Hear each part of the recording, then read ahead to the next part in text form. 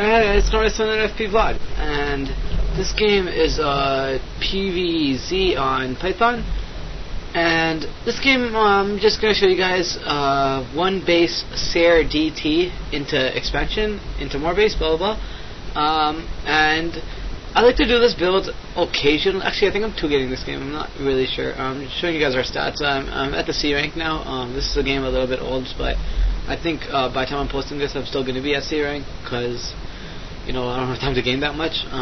But, yeah, this opponent, by the way, posting commentary, so I know this opponent was actually really, really hard. I don't even remember if I won or not, but I think if I read him, he probably would have beaten me, because I remember with my build, I caught him off guard by a lot.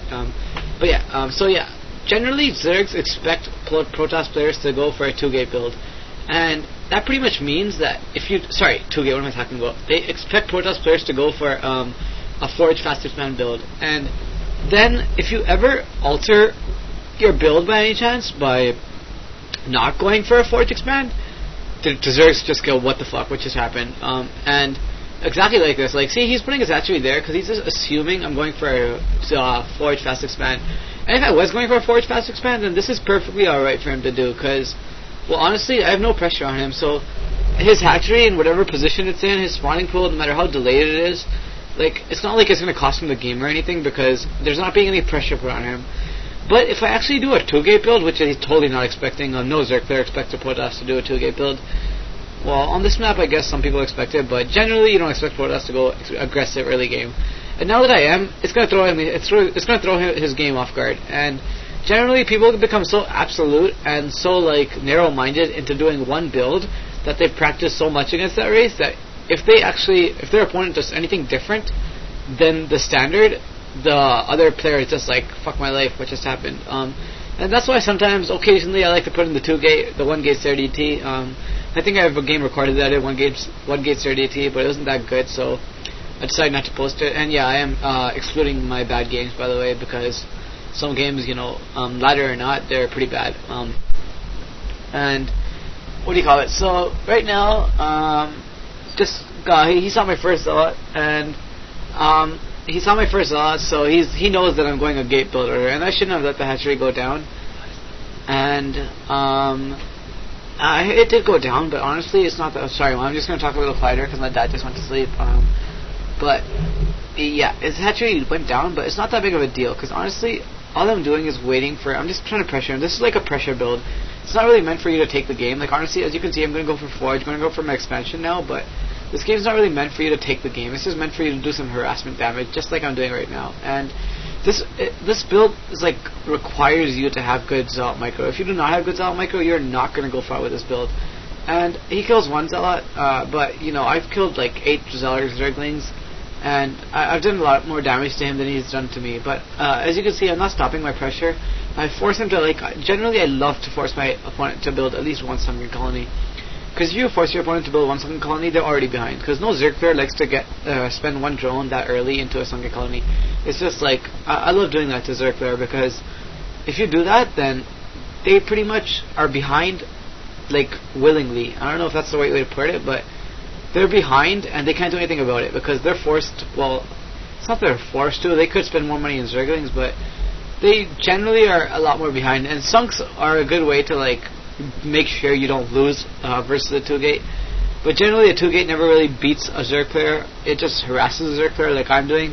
As you can see, I've cost his drone production severely, and I've, like, definitely whatever he was planning to go for his whatever build he was planning to go for is definitely not happening, because, well, just because, you know, I've messed with his build so much. And now all these have died, but, you know, honestly, all the harassment's done. He probably has like 10 drones in total right now, probably a little more, like 10 or 11, but like, as you can see, I'm already ahead, because that harassment did more damage than it should. And just one sec, gotta get some drink. I've been recording or commentating all day. Alright, by the way, if any of you guys know, like, I put ice in my water because my water wasn't that cold today.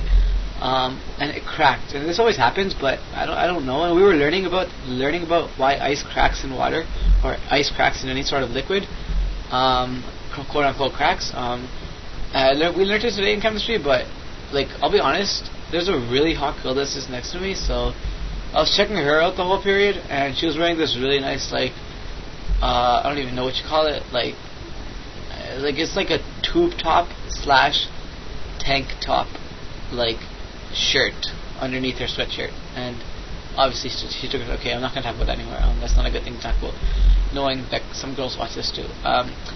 But yeah, I was checking her out. I'm not gonna lie, she's really hot. Anyway, so what do you call it? Yeah, so I actually want to know why ice cracks in water. It's a little bit. Well, it's not really interesting. Chemistry is not really ever interesting for me, but you know, it's worth taking the course if you're gonna have a hot girl next to you. Totally kidding on that. Anyways, okay, so right now, as you can see, got my expansion up. I'm pretty sure he's still at 2 bases. I'm gonna go scout around a little bit more to see how many bases he has, but I'm almost confident he's at 2 bases because he's got 3 hatcheries over here, and he's been, like, as you can, I'm looking at his larva count, and he has very little larvae. So if he had a 4th hatchery, no way would he be having that little larvae. So I'm gonna assume he's on 2 bases. I'm gonna scout him a little bit more just to make that like a given, like for sure kind of thing. And I also saw he was pumping a lot of zerglings out, and what this pretty much means is that he's trying to go for an all-in zergling build right now because, well, he knows he's already behind, and I know he got speed already, so I'm definitely know he's going to go for an all-in zergling build. But now that he knows that I've seen that he's going to go for an all-in zergling build, he's probably going to change it.